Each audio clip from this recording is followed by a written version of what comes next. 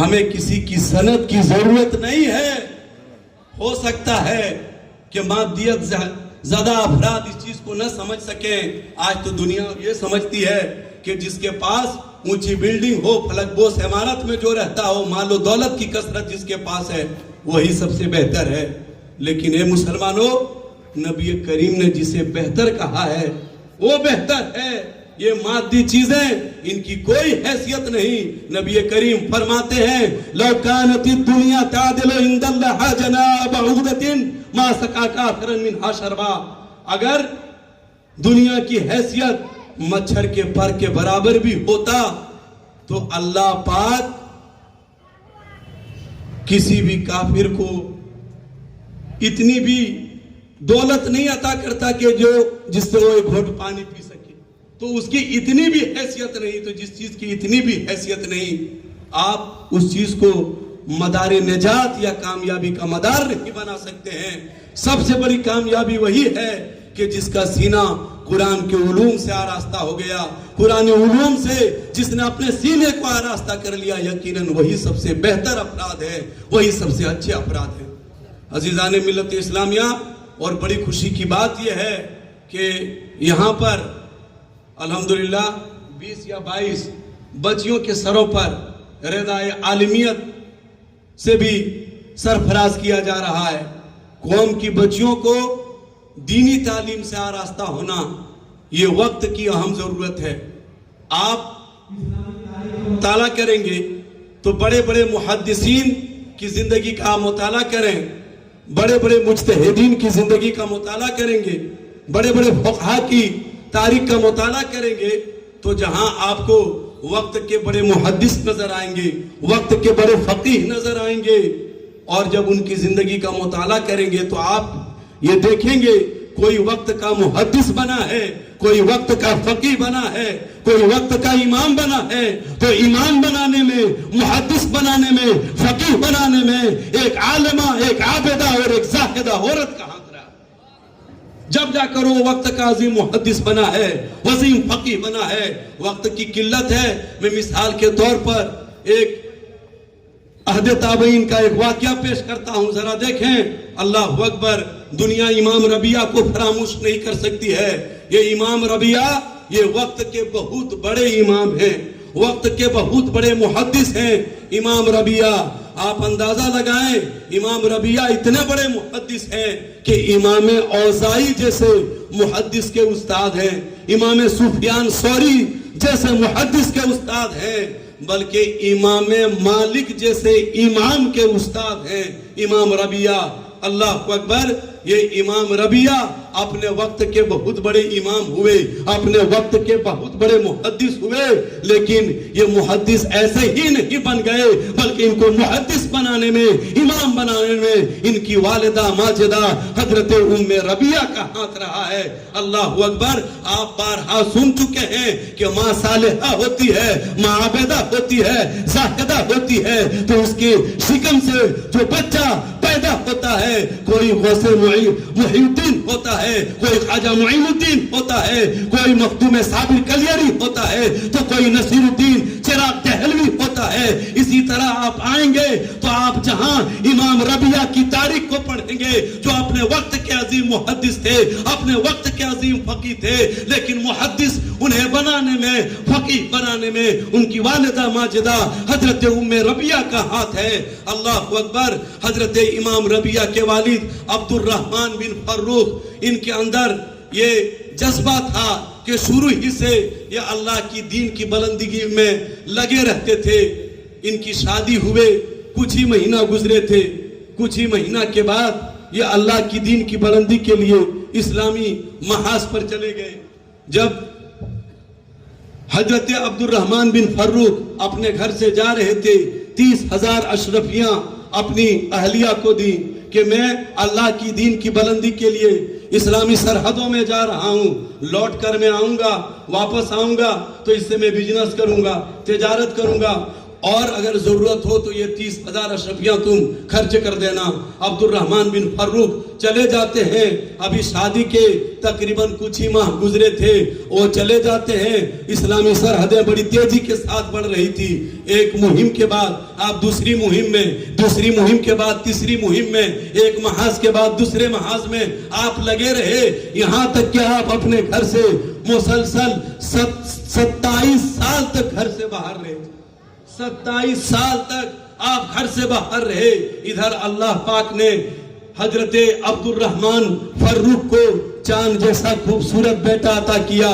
اللہ اکبر، باپ اسلامی سرحد میں لگے ہیں اللہ کی دین کی بلندی کے لیے، ادھر گھر میں بیٹا پیدا ہوتا ہے، اور ادھر جب بیٹا پیدا ہوتا ہے ماں یعنی ام ربیہ شاندار پرورش کرتی ہے، اچھی پرورش کر کے اچھی تعلیم دے کر مختلف علوم و فنون میں مہارت تامہ حاصل کرا کے امام ربیہ کو وقت کا امام بنا دیتی ہے۔ اللہ اکبر، 27 سال کے بعد عبد الرحمن بن فروخ مدینہ منورہ لوٹتے ہیں اور اپنے گھر کو آتے ہیں، دروازہ کھٹکھٹایا جاتا ہے، شریک حیات دروازہ کھولتی ہے، دیکھتے ہیں میرا وہی شوہر، میرا وہی سرتاج جو آج سے 27 سال پہلے اللہ کی دین کی بلندی کے لیے نکلے تھے، 27 سال بعد گھر لوٹے ہیں۔ اللہ اکبر، گھر کے اندر جاتے ہیں، دسترخوان سجایا جاتا ہے، کھانا تناول فرماتے ہیں۔ کھانا تناول کرنے کے درمیان حضرت عبد الرحمن بن فروخ اپنی اہلیہ سے کہتے ہیں، اے میری اہلیہ، میری وہ 30,000 اشرفیاں جو میں نے جاتے وقت دی تھی وہ اشرفیاں کہاں ہیں؟ ان کی اہلیہ کہتی ہے، آپ کی اشرفیاں وہ سلامت ہیں، آپ کھانا کھائیے۔ کھانا کھاتے ہیں، اسی اثنا میں مسجد نبوی میں آذان ہو جاتی ہے۔ کھانا سے فراغت پانے کے بعد عبد الرحمن بن فروخ مسجد نبوی پہنچتے ہیں۔ مسجد نبوی میں عشاء کی نماز پڑھتے ہیں۔ عشاء کی نماز سے فراغت کے بعد دیکھتے ہیں مسجد نبوی کے ایک کونے میں، ایک گوشے میں ایک خوبصورت نوجوان ہے، اللہ اکبر، امامہ لگایا ہوا، کونے میں رسول اللہ صلی اللہ علیہ وسلم کی حدیثوں کی تعلیم دے رہا ہے، درس حدیث دے رہا ہے، لوگوں کی بھیڑ ہے، لوگوں کا ایک مجمع ہے۔ عبد الرحمن بن فروخ آگے بڑھتا ہے، دیکھتے ہیں بڑا خوبصورت نوجوان ہے اور لوگوں کی ایک بھیڑ رسول اللہ صلی اللہ علیہ وسلم کی حدیثیں سیکھنے کے لیے اس کے ارد گرد جمع ہے۔ اللہ اکبر، لوگوں سے پوچھتے ہیں اتنا کم عمری میں یہ کون نوجوان ہے جو رسول اللہ کی صلی اللہ علیہ وسلم کی حدیثوں کا درس دے رہا ہے؟ لوگ کہتے ہیں ان کو آج پورا مدینہ منورہ امام ربیہ کے نام سے جانتی ہے۔ وہ خوشی خوشی گھر لوٹتے ہیں اور گھر لوٹنے کے بعد اپنی اہلیہ سے تذکرہ کرتے ہیں کہ آج میں نے مسجد نبوی میں نماز پڑھی، نماز پڑھنے کے بعد میں نے دیکھا ایک بڑا خوبصورت نوجوان جو امامہ لگائے ہوئے رسول اللہ صلی اللہ علیہ وسلم کی حدیثوں کی تعلیم دے رہا تھا، قرآن کی تعلیم دے رہا تھا، بڑے پیارے انداز میں تعلیم دے رہا تھا، بڑے اچھے انداز میں تعلیم دے رہا تھا۔ اتنی کم عمری میں اللہ تعالیٰ نے کتنی بڑی نعمتوں سے نوازا ہے۔ ابھی گفتگو جاری تھی، محادثہ اور مکالمہ جاری تھا، اسی اثنا میں اللہ اکبر دروازہ کھٹکھٹایا جاتا ہے۔ ماں آگے بڑھ کر دروازہ کھولتی ہے اور دروازہ کھول کر وہی وقت کے امام کا، امام ربیہ کا ہاتھ پکڑ کر اپنے شوہر کے پاس لاتی ہے کہ یہی وہ خوبصورت نوجوان ہے جس کا آپ تذکرہ کر رہے تھے۔ تو سنیے، یہ خوبصورت نوجوان کوئی اور نہیں، یہ آپ ہی کا بیٹا امام ربیہ ہے جسے آج مدینہ منورہ امام ربیہ کے نام سے پکار رہا ہے، امام ربیہ کے نام سے۔ نعرہ تکبیر، نعرہ رسالت، فیضان قرآن، جشن دستار بندی، دارالعلوم حلیمیہ، علامہ انتخاب رضوی صاحب قبلہ، مسلک اعلیٰ حضرت، نعرہ تکبیر، نعرہ رسالت۔ اللہ اکبر۔ اس کے بعد ان کی اہلیہ کہتی ہے آپ کو 30,000 اشرفیاں چاہیے یا وقت کا امام چاہیے؟ 30,000 اشرفیاں چاہیے یا مدینہ منورہ کا سب سے بڑا محدث چاہیے؟ اللہ اکبر، آپ نے جو 30,000 اشرفیاں دی تھی میں نے آپ کے بیٹے کی تعلیم میں لگا دی، یہاں تک کہ میں نے اسے امام اوزائی، امام سفیان ثوری اور امام مالک جیسے امام کا امام بنا دیا۔ تو مسلمانوں، اگر عورتیں، ہماری بچیاں، ہماری بہنیں اگر اسلامی تعلیمات سے آراستہ ہو تو آپ دیکھیں گے کہ سوسائٹی میں ایک انقلاب برپا ہو سکتا ہے. امام ربیعہ کو جس نے امام بنایا ایک عابدہ، ایک صالحہ اور ایک زاہدہ ہی کا ہاتھ تھا جس نے انہیں اس مقام پر پہنچایا. عزیزان ملت اسلامیہ، تو اللہ پاک کا یہ بہت بڑا کرم ہے کہ یہاں پر بچیوں کی بھی تعلیم کا معقول بندوبست ہے اور بچوں کی بھی تعلیم کا معقول بندوبست ہے. تو آپ اپنے بچوں کو قرآن کی تعلیم سے آراستہ کریں، قرآن کی تعلیم سے آراستہ کرائیں، علم دین سے آراستہ کرائیں. یہ کوئی اگر آپ حافظ بنا دیں، عالم بنا دیں تو بڑی اچھی بات ہے. اگر حافظ عالم نہ بھی بنائیں تو اتنا ضرور جانیں کہ ہر مسلمان کے لیے ضروری ہے کہ وہ قرآن کریم دیکھ کر صحیح طور پر پڑھ لے. یہ ہر مسلمان کے لیے ضروری ہے، اور اتنی صورتیں یاد کر لے جن سے ان کی نماز درست ہو سکے. یہ ہر ایک پر ضروری ہے، ورنہ کل میدان محشر میں آپ سے اس کے بارے میں سوال ہوگا، پوچھا جائے گا.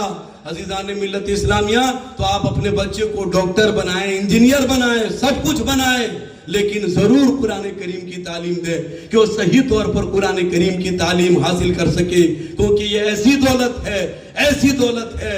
اے مسلمانوں، جتنی بھی دولت ہے اس کی حفاظت ہمیں کرنی پڑتی ہے. دنیا کی دولت کی حفاظت ہمیں کرنی پڑتی ہے. یہ علم دین ایسی دولت ہے کہ یہ ہماری حفاظت کرتی ہے، یہ دولت ہماری حفاظت کرتی ہے. اور یہ ساری دولتیں جب تک ہماری ساتھ چل رہی، اوپر جا رہی، نیچے آ رہی، یہ دولت ہمارے ساتھ ہے. اور جیسے ہی سانسوں کا آنا جانا بند ہو جائے گا یہ دولت ساتھ نہیں جائے گی. لیکن مسلمانوں، یہ علم دین، یہ قرآن ایسی دولت ہے کہ جب تک دنیا میں رہو گے یہ علم دین اپنے صاحب کو، اپنے عالم کو ہمیشہ مقدم رکھتا ہے. کیا نہیں دیکھتے ہیں یہ علم دین ہی ہے کہ علم دین ہی کی وجہ سے مصلی عالم کے لیے بچھایا جاتا ہے، منبر عالم کے لیے سجایا جاتا ہے، دوسرے لوگ پیچھے ہوتے ہیں. اور یہی تک نہیں، جب انسان دنیا سے جاتا ہے اس وقت بھی یہ علم ساتھ نہیں چھوڑتا ہے، دنیا میں بھی ساتھ رہتا ہے. اور جب انسان اس دنیا سے جاتا ہے تو یہ علم قبر میں بھی ساتھ جاتا ہے، نور برساتا ہوا جاتا ہے، قبر کو روشن کرتا ہوا جاتا ہے، رحمت الہی کا نزول کا سبب بنتا ہوا جاتا ہے.